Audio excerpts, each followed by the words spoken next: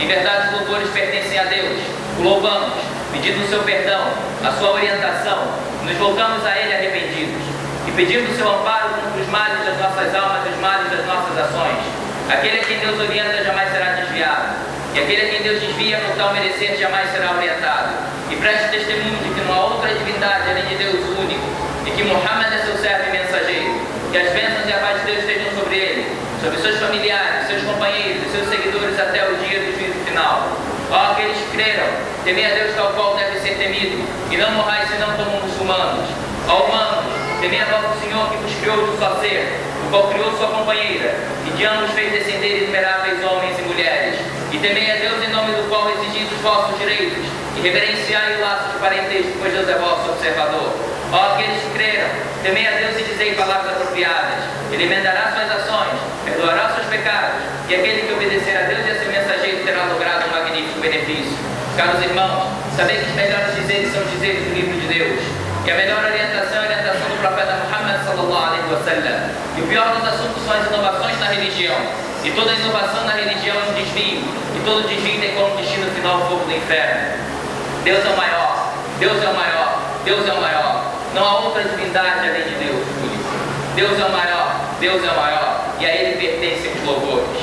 Irmãos, hoje estamos, nessa manhã, comemorando o Eid al-Adha, a festa do sacrifício.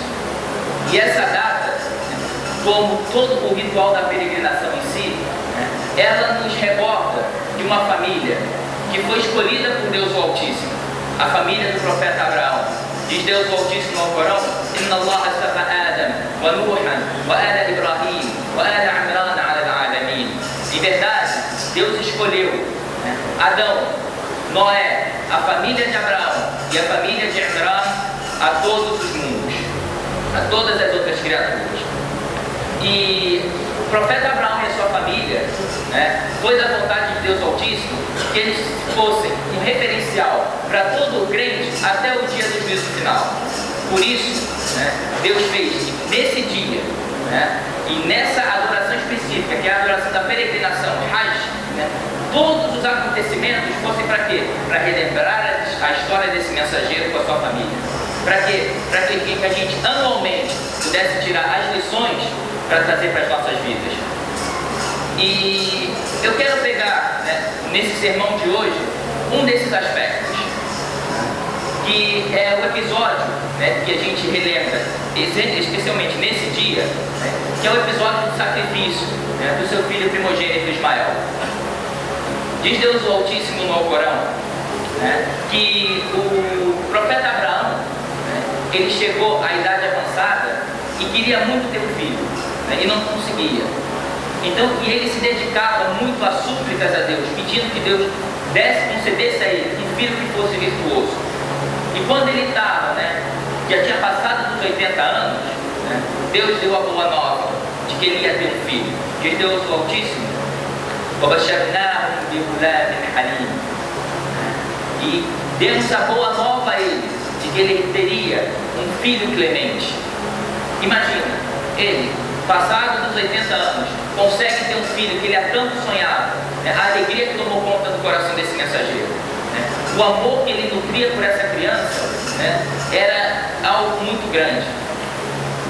E à medida que essa criança ia crescendo, esse amor ia aumentando no coração do profeta Abraão. E Deus ordenou que ele, ainda bebê, levasse o profeta Ismael com a sua mãe, Agar, para Meca e deixasse eles lá. E assim ele fez. E de tempos em tempos ele ia e visitava essa criança. E essa criança ia crescendo. O relacionamento entre pai e filho ia ficando cada vez mais estreito, cada vez mais forte. E esse relacionamento se baseava em respeito, amor, amizade. E à medida que Ismael ia crescendo, essa relação se fortificava cada vez mais. Quando o profeta Ismael alcançou a idade que ele podia sair para trabalhar, o pai dele, o profeta Abraão, foi visitar seu filho.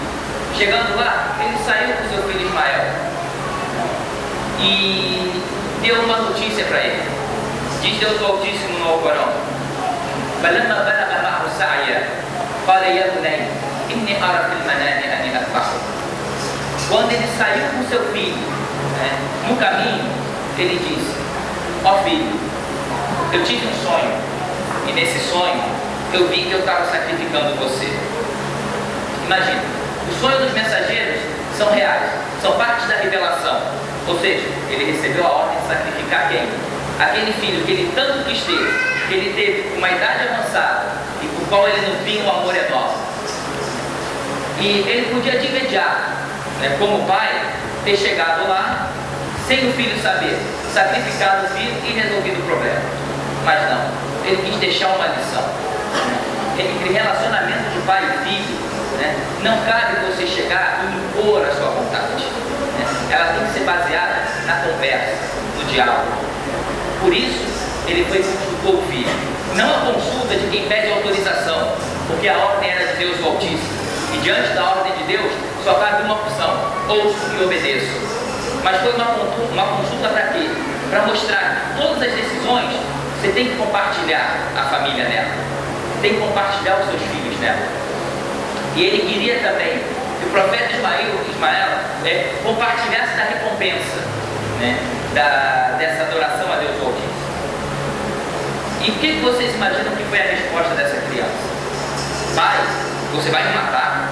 Vai me sacrificar? Eu, seu filho, seu único filho? Não.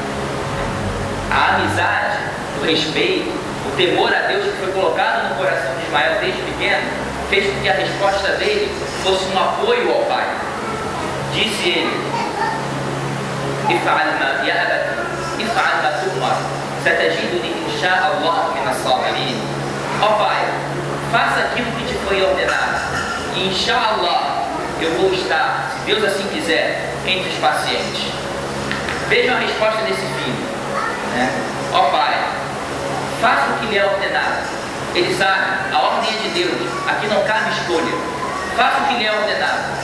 E se Deus quiser, aí entra a crença e a entrega do profeta Ismael a Deus Altíssimo. Se Deus quiser, eu vou me encontrar entre os pacientes, entre aqueles que vão aceitar os desígnios de Deus, as provações de Deus Altíssimo, e vou me entregar a Ele pacientemente. Veja o apoio, o diálogo, a conversa entre pai e filho. Como isso demonstra, como o profeta Abraão, ele zelava por essa questão da amizade entre pai e filho. Todos os assuntos eram conversados. Tanto é que isso fica muito claro em um outro episódio, quando Deus ordena que o profeta Abraão erga a capa de novo, ele vai e consulta o filho dele. Isso está no Sahih Bukhari. Ele diz: filho, Deus me deu uma ordem. O profeta fala: faça o que Deus te ordenou. Ele me ordenou que eu erguesse a capa. Você me ajuda nessa empreitada? Ele disse: claro, pai, vamos fazer o que te foi ordenado. Então sempre a conversa, a consulta, nunca uma imposição. Esse é o recado que o profeta Abraão quis deixar para a humanidade. Esse é o exemplo que Deus quis que ficasse para a humanidade na relação entre pais e filhos. Que haja conversa, que haja respeito, a consideração, nunca a imposição.